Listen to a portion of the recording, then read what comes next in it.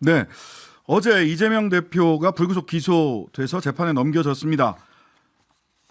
국민의힘 바로세우기 대표 맡고 있는 신인규 변호사 그리고 민주당 법률위원회 부위원장이시면서 정진상 전 당대표 정무조정실장 변호인으로 지금 변호를 맡고 있는 조상호 변호사 두 분 스튜디오로 모셨습니다. 안녕하세요. 예, 안녕하세요. 네, 안녕하세요. 신인규입니다. 네. 자, 먼저 요거 권한쟁의 심판, 네. 소위 이제 뭐 검찰 수사권 조정, 네. 검사 수사권 조정, 검수 안박, 뭐 검수 덜박 명칭이 많이 있습니다. 네. 예. 이거 권한쟁의 심판 최종 판단 나왔어요. 네, 뭐 예상대로였던 것 같습니다. 예상대로였던 네. 겁니다. 저도 예상대로 나왔습니다. 오히려 근데 저는 예상보다 그 인용 의견이 생각보다 숫자가 많이 나왔다라는 생각을 했는데. 아슬아슬한 숫자였죠. 네, 네. 예, 예. 아니, 그러니까 기본적으로 인용 의견에 대해서 말씀드리면 과거 네. 사례를 비춰보더라도 네. 시민 표결권 침해는 점점 쉽게 인정하는 추세입니다.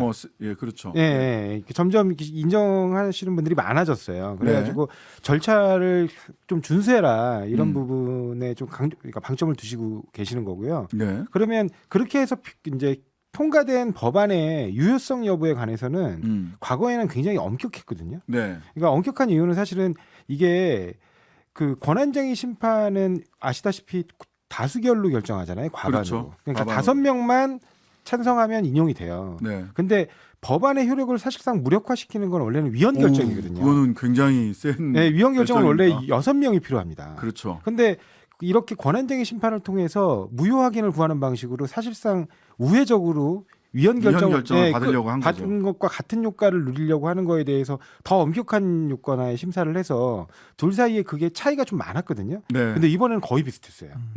그게 좀 독특합니다. 근데 좀 네. 많이 헷갈리실 것 같은데 네, 신인규 사실은 변호사님. 예, 두 가지죠. 그러니까 검사의 수사권 제한하는 이 검수완박 법안에 대해서 이제 국회의원들이 이제 청구한 권한쟁의가 하나 있는 사건은 것이고 두 이제 또 법무부 장관하고 검사들이 또 청구한 게 하나가 또 있습니다. 근데 네. 지금 앞단에 설명해 주신 건 조 변호사님께서 잘 말씀해 주셨고 이제 한동훈 장관과 검사들이 청구한 건 이제 각하가 나왔습니다. 각하됐죠. 네. 그러니까 결론적으로는 절차의 위법은 있었지만은 어쨌든 이 법안은 유효한 걸로 이렇게 이해하시면 될 것 같습니다. 네. 자, 앞에서 뉴스 신세계에서도 이거 길게 얘기를 했기 때문에 요건 요 정도만 하고요. 법률상으로 뭐 여러 가지 따져볼 만한 재밌는 것들이 되게 많습니다. 네. 많이 있고 그다음에 오늘 또 한동훈 장관이 했던 이야기들이 이거 법률가가 이렇게 얘기해도 되나 싶은 부분들도 사실은 있습니다만 네. 그건 이제 제끼고 오늘의 본론은 이재명 대표 불구속 기소 네. 아직 공소장이 나오진 않았어요. 그죠? 네, 근데 이제 구속영장과 네, 거의 조상호 똑같다. 변호사님. 예, 네. 그렇게 얘기를 하고 있는 걸 보고 그다음에 또 혐의된 범죄 사실은 나와 있거든요. 네, 그것도 구속영장이랑 똑같아요. 네, 근데 똑같기 때문에 사실상 구속영장과 똑같다. 왜냐하면 쪽수도 거의 똑같거든요. 169쪽이라고 하면. 네. 그래서 내용이 거의 대동소이한 게 아니냐 그렇게 보이고 있습니다. 네, 자, 신 변호사님 그러면 네. 우리는 이걸 기준으로 합시다.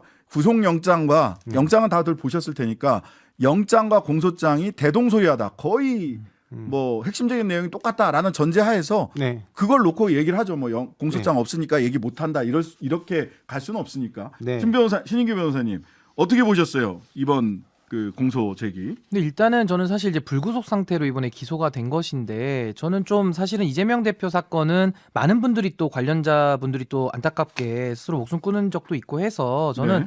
빠르게 이게 좀 진행이 돼야 됐었다 싶은데 늦게라도 지금이라도 이제 기소가 돼서 저는 좀 다행스럽게 일단 생각은 하고요.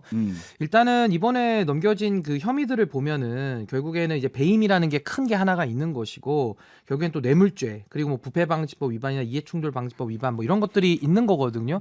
근데 사실은 뭐 뇌물에 대해서는 사실 또 입증하기가 굉장히 또 어려운 면이 있고 해서 쉽지 않고 또 그 부분은 또 관련자들의 그런 증언이나 이런 것들이 상당히 결정적인 역할을 합니다. 뭐 뇌물은 보통 우리가 알려주면서 줄 수는 없고 굉장히 네. 은밀하게 지능적으로 할 수밖에 없기 때문에 네. 입증이 상당히 어려운 면이 있다라는 것이고 오히려 상대적으로 저는 배임의 측면에서는 이것이 개선을 따라서 결재를 하고 나름대로 프로세스를 갖다가 이게 지금 진행이 된 거거든요. 그리고 관련자들이 여기는 엄청 많습니다. 배임에 관련해서는. 네. 그렇기 때문에 저는 오히려 이 배임죄 관련해서는 증거도 수집하기가 오히려 수월하고 또 관련자들의 증언들을 맞춰봤을 때 오히려 좀 신빙성이 있다라고 볼 여지들도 분명히 있기 때문에 전 이 배임에 대해서는 검찰이 좀 더 이렇게 좀 공소유지할 때 굉장히 좀 신경을 써서 진행할 것이다. 자, 이렇게 배임은 뭐냐면 대장동 일당에게 너무 과도하게 이익을 가져가도록 함으로써 성남시에 시장으로서의 도시개발공사. 성남 도시개발공사에 손해를 끼쳤다. 이걸 이제 배임으로. 맞습니다. 예, 그런데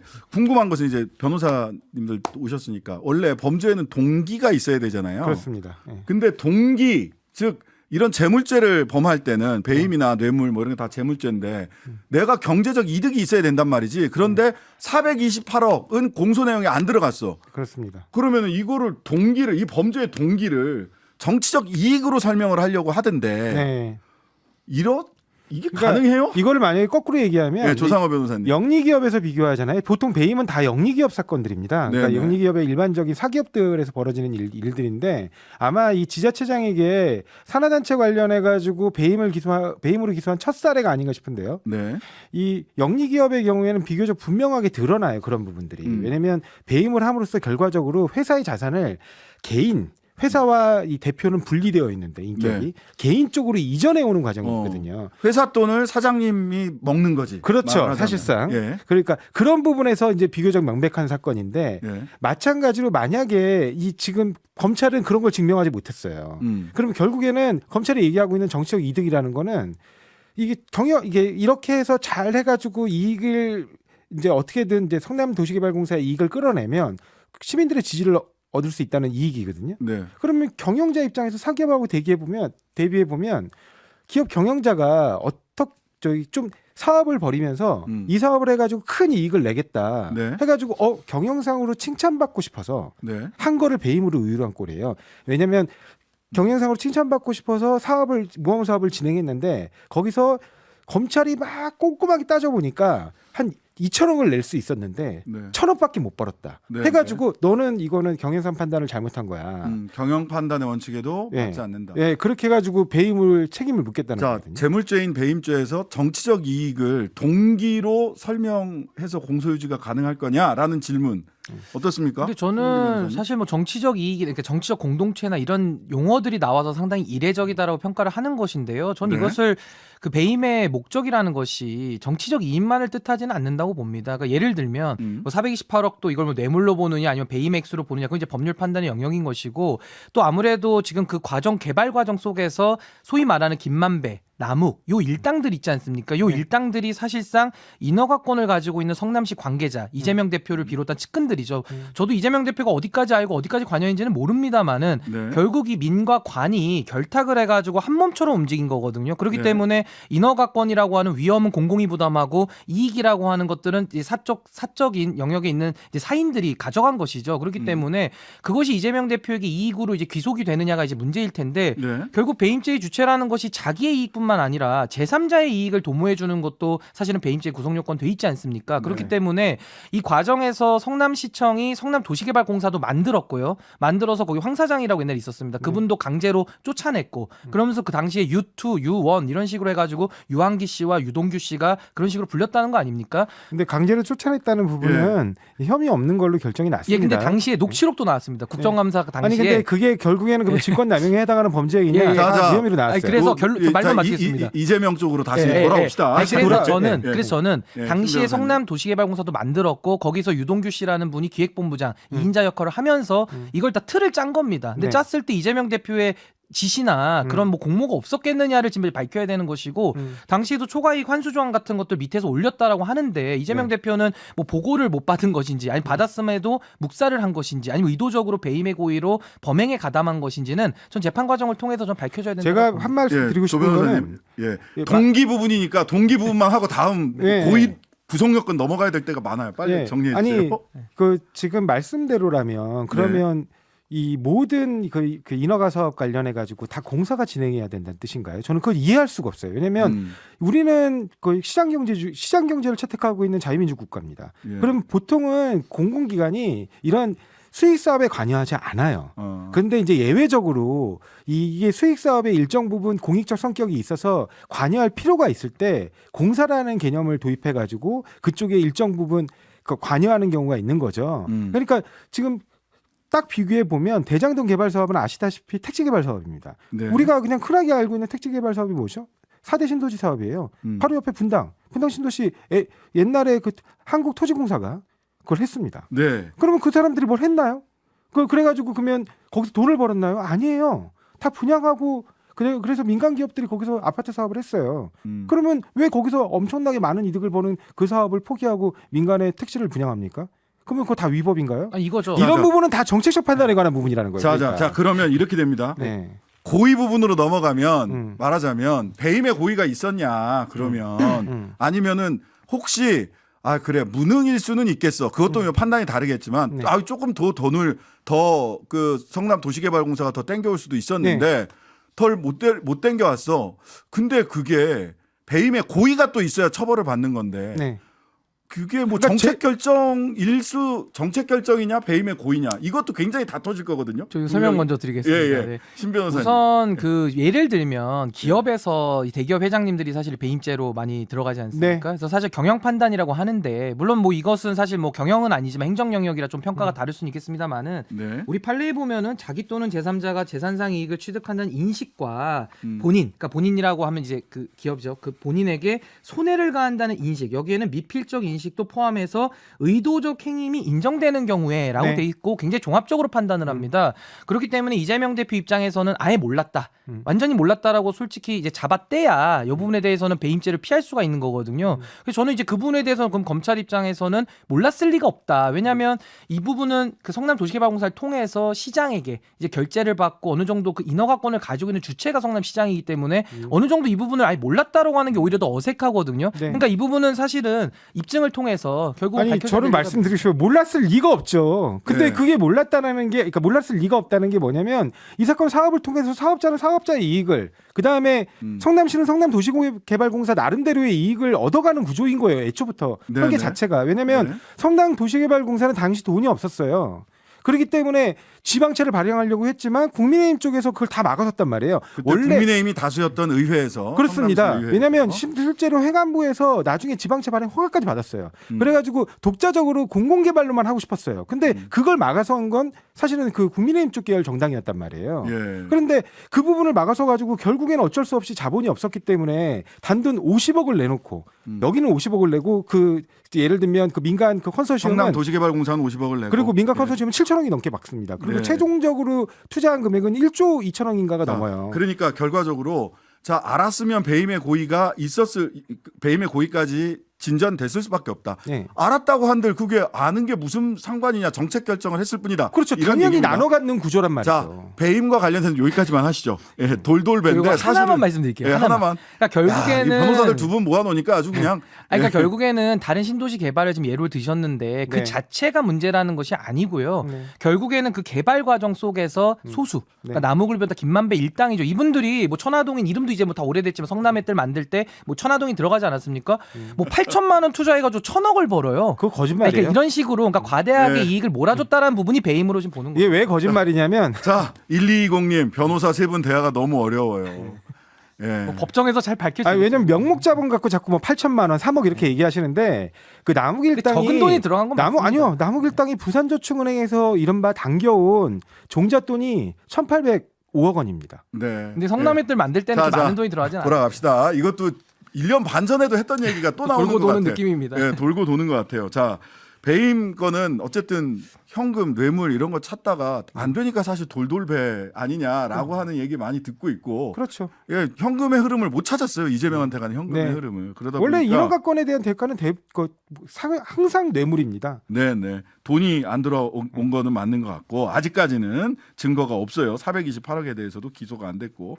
자, 그다음에 이게 시간이 얼마 안 남아서 그 제3자 뇌물 성남 FC 건 네. 요거에 대해서는 한 마디씩만 하고 그 다음으로 좀 넘어갑시다. 제3자 뇌물. 네. 예. 자, 결과적으로 네이버나 기업들이 나 팔목이 꺾였다. 네. 이렇게 진술을 네. 8년 전과 달리 네. 진술을 변경할 유인이 너무 큰 거 아닙니까? 너무 지금의 크죠. 상황에서. 왜냐하면 이 사건 같은 경우는 그러니까 지금 8년 전에는 무혐의였잖아요. 그렇죠. 그죠? 무혐의입니다. 예. 근데 이 사건 같은 경우는 원래 다 아시다시피 회사 돈으로 뇌물을 주면 짝처럼 따라오는 게 있어요. 횡령 배임이죠. 횡령 배임입니다. 예. 근데 대부분 횡령이죠, 사실 그냥. 예, 횡령. 횡령이에요. 근데 그렇게 짝처럼 따라오는 횡령으로 만약에 의유를 기업들이 받게 되면 공소시효가 일단 15년으로 돼요. 무기 또는 5년 네, 이상이기 네, 때문에 네. 50억이 넘기 때문에. 네. 그래서 공소시효도 길어지고 처벌 수위도 엄청 올라갑니다. 예. 그래서 50억이 넘어가면 최소 양형 기준상 4년 이상 선고해야 돼요. 네. 그래서 이재용 부회장 같은 경우 과거에 그 박근혜 국정농단 사건 때 그러니까 결국 지금 조 변호사님 말씀은 횡령을 빼주는 대신에 맞습니다. 진술을 검찰이 필요한 진술을 기업들로부터 받으려고 하는 거 아니냐 받으려고 했을 가능성이 높다. 예, 이런 그렇습니다. 추정이시죠? 자, 근데 뭐 제3자 뇌물죄는 이제 일반 뇌물죄랑 구성 요건이 좀 다르고요. 이 부분은 이제 부정한 청탁이라는 것도 이제 입증이 돼야 되는 입증 것이고요. 되게 어려운데. 예. 예, 근데 그 부분에 대해서는 뭐 이미 검찰이 뭐 뉴스를 이제 보도를 통해서 나간 겁니다만은 뭐 이메일 같은 거 주고받았다라는 것도 이미 확보를 했다라고 하고 결국에는 그 부지에 대해서 이제 사업용지를 바뀌면서 거의 건물이 좀 더 올라갔지 않았습니까? 네. 그러니까 이 부분에 대해서는 사실 그 또 이재명 대표 측에서 이거 광고비로 그냥 다 집행하고 다 써버린 거다. 그리고 다른 기업들도 그러면 뭐 다른 지자체도 다 이거 뭐 제3자 뇌물죄 이런 식으로 얘기를 하는데 광고를 했으면은 그 기업에 대한 광고 보통 통상의 광고라고 하면 그 네. 기업 이름을 유니폼에 달고 다 떼어야 되는데 그런 것도 없어요. 그러니까 아니 그 데스크 광고를 그러니까 이제 했습니다. 그러니까 제가 봤을 때는 제3자 뇌물로서 볼 여지가 분명히 있기 때문에 저 이 부분에 대해서도 이제 기소가 되지 않았습니까? 과거에 이거 성남지청에 수사할 때 이거 덮으려고 하다가 박하영 검사가 그만둔 거 아닙니까? 차장 검사가. 아니요, 그거는 그러니까 성남지청장하고 의견 충돌로 멀어졌습니다. 그러니까 이것도 사실 그만뒀기 코너 때문에 하나 필요해요. 박은정, 박하영. 그래서 이 부분에 대해서는 전 이제 수사가 진행됐다 이제 기소가 됐으니까요. 이 부분은 좀 법정에서 좀 밝혀야 될 부분이다. 아마 네. 최초의 사례입니다. 이것 또한. 제3자 뇌물. 네, 제3자 뇌물로 예를 들면 그 산하 단체에 산하 그 알겠습니다. 스포츠단에 돈을 근데 줬다는 스포츠단은 처음인데 과거에도 공직자들 제3자 뇌물로 많이 처벌받은 예가 있습니다. 아니 없어요. 자, 텔레로도 몇개 마지막으로 봤는데. 자, 각각 한 1분씩 얘기하시면 끝날 텐데 한 30초, 40초씩 뭐냐면 향후의 수사 네. 어떻게 될 거냐. 쌍방울 등등등 남아 있는데 네, 네. 이 부분에 대해서 조상호 변호사님 네. 향후 이재명 대표가 받게 될 수사 어떤 것들이 있는지. 아니 뭐 지금 저기 검찰에서 진행하겠다고 하고 있는 게 이 428억 약정 부분에 대해서 추가적으로 계속해서 조사해 보겠다. 이 건도 추가가 있죠. 네, 추가 조사해 조사. 보겠다는 거고 그다음에 지금 말씀하신 대로 쌍방울 관련해 가지고 애초에 원래 수사의 시작이었던 변호사비 대납은 사라져 버렸고 이미 네. 이제 그걸 갑자기 대북 송금 대납 프레임으로 계속 가고 있어요. 네. 그래갖고 대북 송금 비용을 대납했다는 건데 음. 대북 방북 비용을 왜 이재명 대표가 내야 되는지도 모르겠고 그다음에 스마트팜 사업 비용은 원래 예산 잡혀 있는 게 3억인데 왜 무슨 근거로 500만 달러 60억을 지급했다는 건지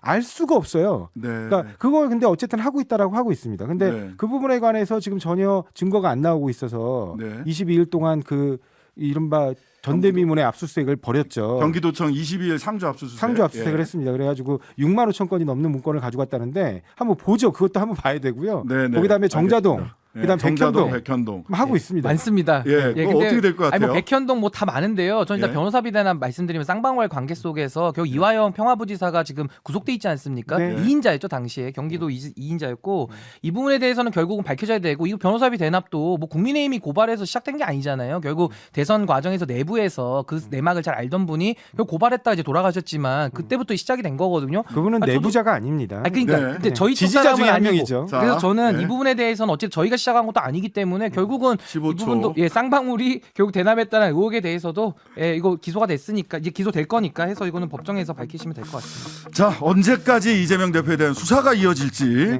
지켜보도록 하겠습니다. 지금까지 신인규, 조상호 두 분 변호사와 함께했습니다. 감사합니다. 네, 감사합니다. 감사합니다. 하루 종일 기다려지는 진짜 시사.